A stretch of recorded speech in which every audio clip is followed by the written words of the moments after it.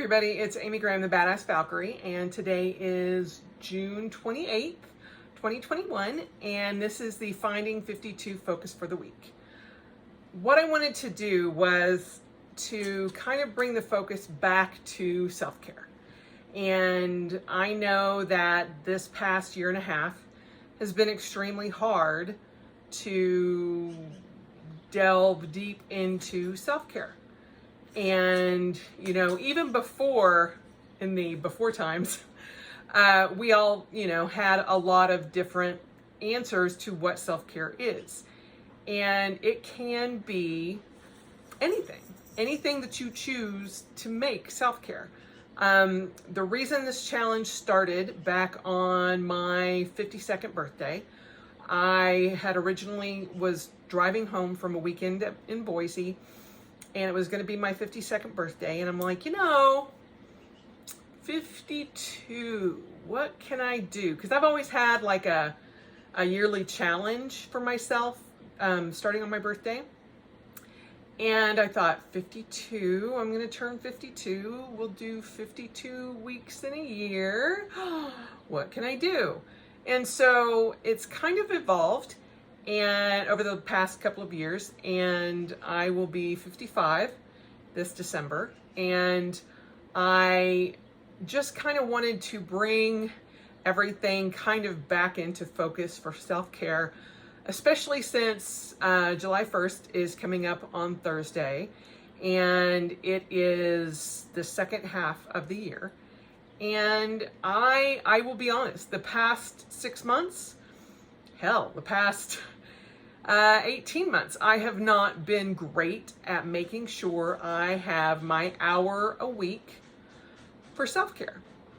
And that's what the challenge actually is to take an hour for yourself, one consecutive hour, and do something for yourself. Not, spend time with your kids, not spend time with your husband. It's to do something for you. Now, if you want to spend time with your kids, or you want to spend an hour with your husband, as self-care, that's up to you. But it's taking that hour for yourself.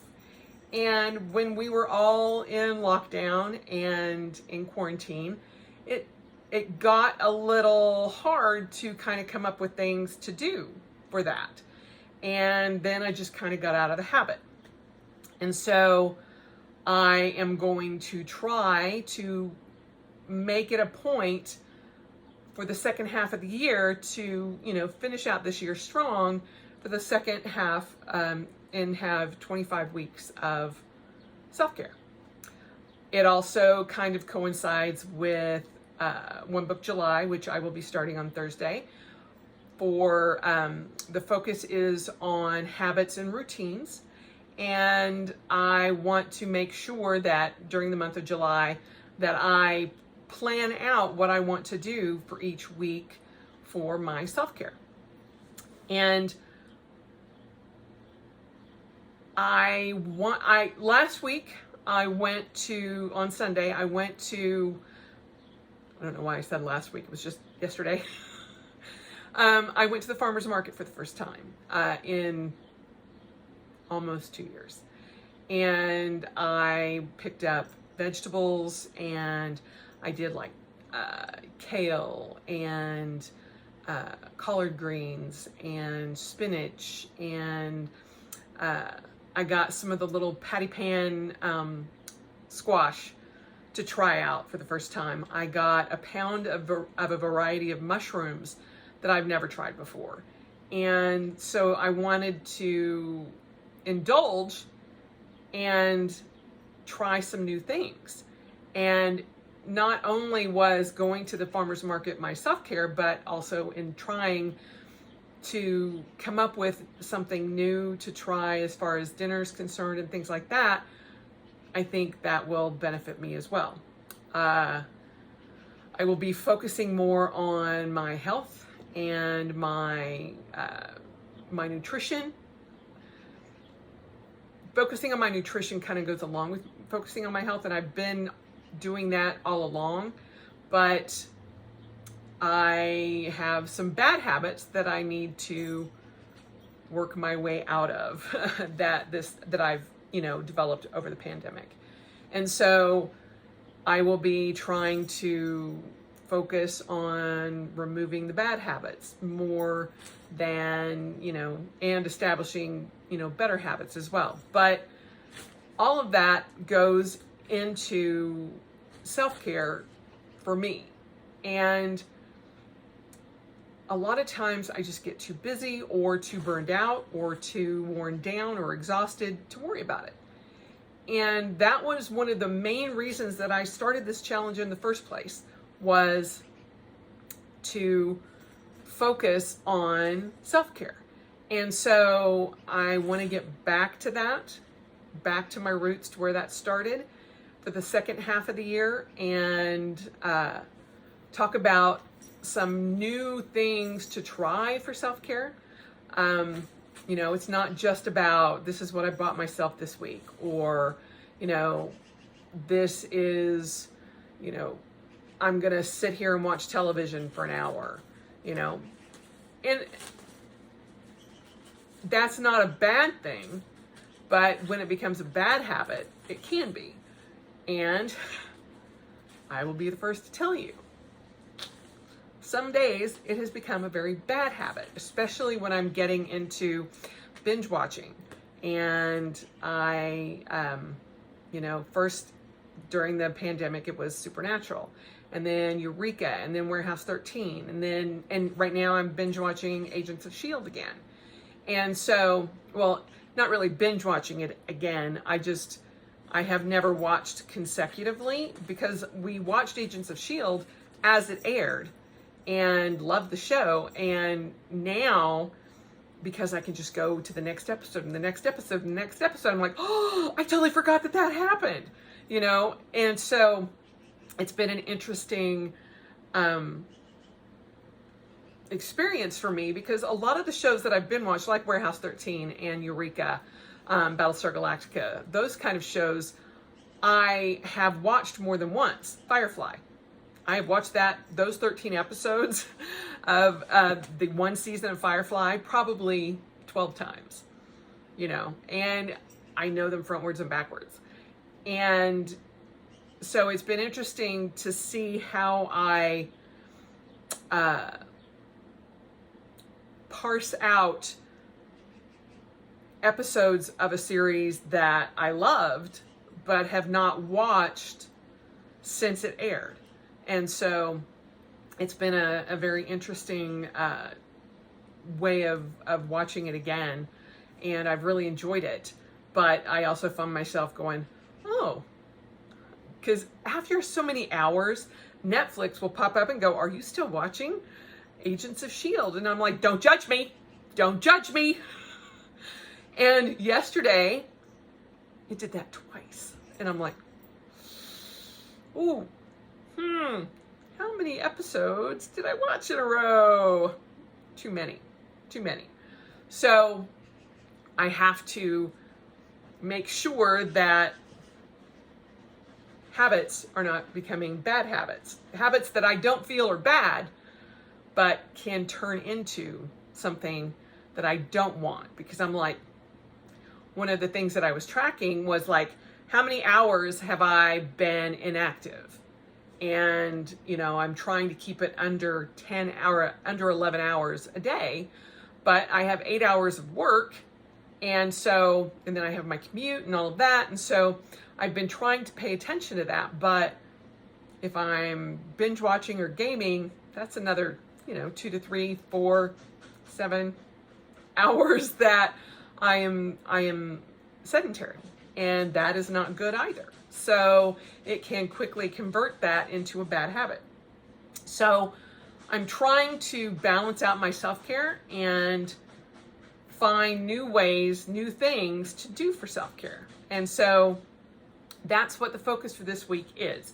So if you have suggestions that don't really involve buying something new or, doing something that costs a lot of money, I would love to have you post it down below so that I can add that to my list of things that I can try. I have I realized that over the pandemic, I bought, I think, like 3 different Lego sets that I never put together. I always meant to put them together as part of my self-care, but I'm like, because that just intrigues me, wanting to put together a big, sorry, Sif just came bouncing over here, a big Lego set, but I haven't taken the time to sit down and put one together. Partially because of little Miss Sif, who gets into everything, and I can just picture her, you know, jumping up on the coffee table and just spreading Legos everywhere. So there's a little bit of that going on as well. But this next week and for the entire month of July, I am going to be refocusing back on self-care. So that is the focus for this week. And I just wanted to let you know what my focus around One Book July is going to be about is habits and routine. That's what Romani from Romani's Realm, Miss Vicky B, and Carrie Harling, they're the 3 creators of One Book July, for those of you who don't know what I'm talking about. And so that they pick, it originally started with 1 book, 1 pen, 1 notebook, 1 pen, and 1 month. And so I feel like it's a great time to get back into the habit of self-care and tracking my self-care and incorporating that into my One Book July. I won't be changing my setup. I still have my Cousin Avec and my Zoomkin planner, my Planner Prime, or Baby now, and that's not going to change. That is my planning style, and I prefer to keep everything in those 2 books. But I am going to try to do a little bit more about self-care, and there is, I'll go into all of that. I'll be doing some One Book July updates probably in the next couple of days as well. But needless to say, the focus for this week is self-care, and I have not figured out what I'm going to do for this week, but I do think that it is probably going to be around working in my closet and finding new ways to redo it, and going through clothing and that kind of thing, which I know a lot of people are probably going, well, that doesn't sound like self-care.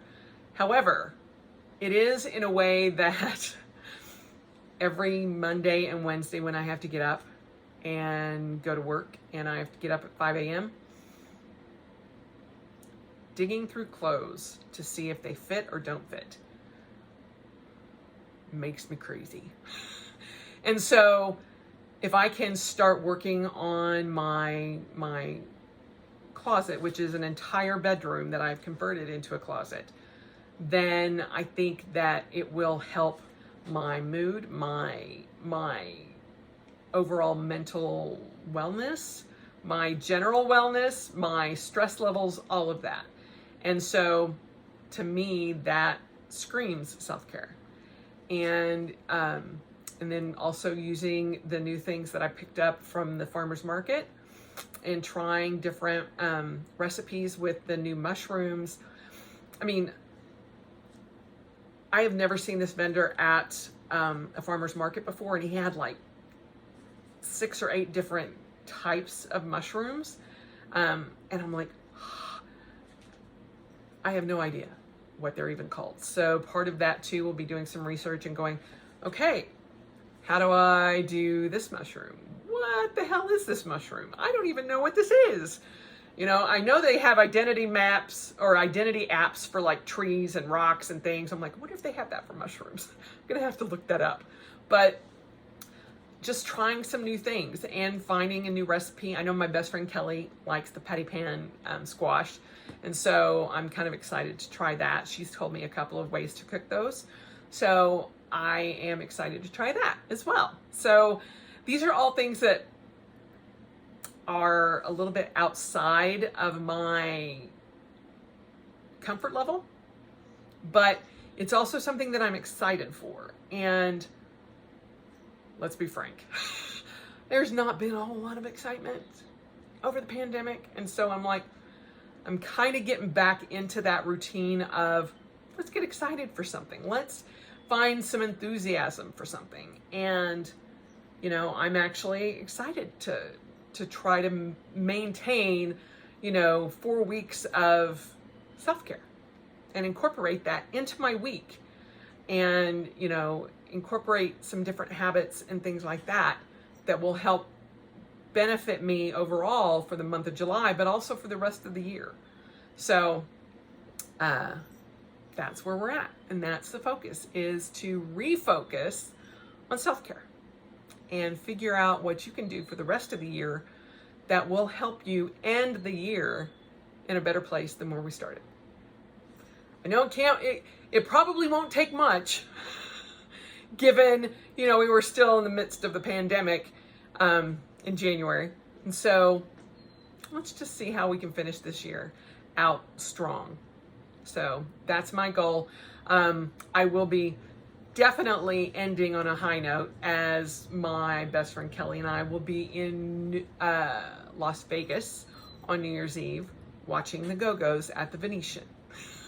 So I picked up tickets last weekend to help celebrate her birthday, which is in January. And we're a month apart, so December 13th and January 13th. So, we'd talked about it, and then, they're getting a star on the walk, or part of the Rock and Roll Hall of Fame, and they're doing a new tour, and we both love the Go-Go's. And so definitely ending the year and starting 2022 out on a high note. So I'm excited for that. And so things are starting to come to fruition as far as things to look forward to, and, planning things out for the remainder of the year. And I'll be switching over to the second half of my cousin Avec. So the brand new book. And so that always gets me excited too, because it's like, ooh, it's a fresh new book. And anything that I did wrong in the first half of the year doesn't carry over to the second half of the year, which is pretty much the one reason I will always get the Avec, is that I always, July 1st, I always have a brand new book. So no matter what happens to that previous book, July 1st, I've got a brand new one. So anyway, let me know down below, like I said, any new ideas that you guys have, things that you're going to try for self-care over the next 7 months, or it could be 7 months, however long, who knows? But I'm very interested to get some new things on my list and go from there.